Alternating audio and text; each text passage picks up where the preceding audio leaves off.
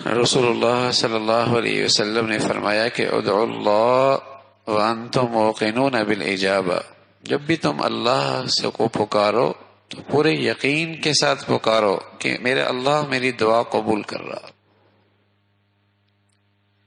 ایک توبہ کی شکل ہے، استغفار کی شکل ہے، اور ایک پہلو یہ بھی ہے کہ جب اللہ کے سامنے کوئی اپنی حاجت پیش کرے تو حسن ظن رکھے کہ اللہ میری ضرورت پوری کر دیں۔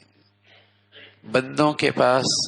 آدمی کے دل میں یہ آدمی میری بات ٹالے گا نہیں، حسن ظن رکھتا نا، یہ آدمی میری بات نہیں ٹال، اس کو میرا لحاظ ہے، یہ بات ٹالے گا نہیں،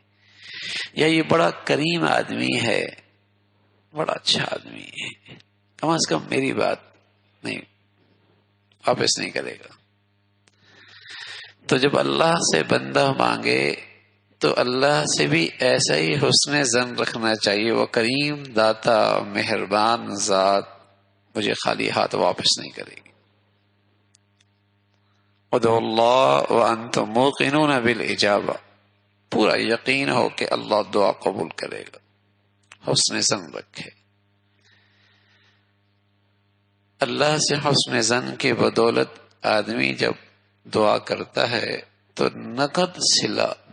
صلہ جو اسے ملتا ہے نا، نقد اسی لمحے اس کا دل مطمئن ہو جاتا ہے، چاہے وہ کتنا ہی پریشان حال کیوں نہ ہو، مسائل کا شکار کیوں نہ ہو، اور آزمائش کی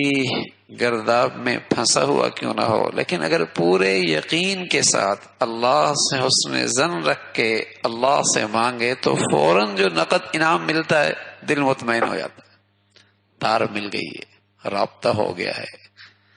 کال اٹھا لی گئی ہے، یہ ایک اندر سے اطمینان ہو جاتا ہے۔ وَأَنْتُمْ مُوقِنُونَ فوراً، وہ تو حکیم ذات ہے، ابھی دے یا بعد میں دے، وہ دے یا اس سے بہتر دے، ہاں وہ تو کریم حکیم ذات ہے، ابھی دے یا کچھ دیر بعد دے، اپنے شان سے اپنی حکمت سے دیتے ہیں، وہ ابھی دے یا دیر سے دے، وہی دے یا اس سے بھی بہتر دے دے، لیکن ایک جو فوراً چیز ملتی ہے وہ اطمینان، سکون۔ تو اللہ سے اس حسن ظن کے ساتھ مانگنا چاہیے، ادعوا اللہ وانتم موقنون بالاجابہ۔ تو رسول اللہ صلی اللہ علیہ وسلم نے فرمایا کہ اللہ نے کہا ہے کہ میں بندے کے ساتھ معاملہ جو کرتا ہوں اس کے حسن ظن کے مطابق کرتا ہوں، جیسا میرے بارے میں وہ گمان رکھتا ہے، اور اگر بدگمانی لے کے بیٹھ گیا تو میری تو سنتا ہی کوئی نہیں، شکوے ہی شکوے ہیں، اندر شکایت بھری ہوئی ہے، زبان کے بول کچھ بھی ہیں، تو یہ خود محرومی ہے،